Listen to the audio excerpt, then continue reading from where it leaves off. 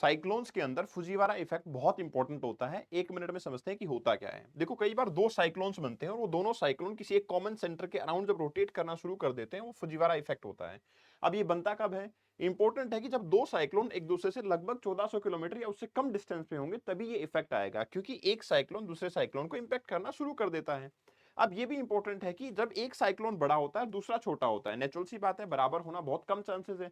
तो बड़े वाले के इंपैक्ट में ही ये रोटेशन ज्यादातर देखने को मिलता है। इसकी भी सक्सेसिव स्टेज होती हैं, कैसे कि भाई अगर हो सकता है कि वो दोनों पास में आ रहे हैं, हो सकता है वो निकल जाएं अगर अपोजिट डायरेक्शन है, लेकिन वो एक दूसरे में मर्ज भी हो सकते हैं। अगर वो मर्ज हो गए तो वो मेगा साइक्लोन बनाता है, जो कि हाईली डिस्ट्रक्टिव होता है। जापान के क्लाइमेटोलॉजिस्ट ने ये इंपैक्ट स्टडी किया था, इसलिए उन्हीं के नाम पे इस इंपैक्ट को नाम दे दिया गया है। अब ऐसा नहीं है कि हुआ नहीं है। जैसे 2023 के अंदर हरिकेन आया था यूएस की तरफ में, कैलिफोर्निया तक इंपैक्ट उसका देखने को मिल रहा था और बहुत सीवियर इंपैक्ट था, वो फुजियारा इंपैक्ट ही कहलाता है।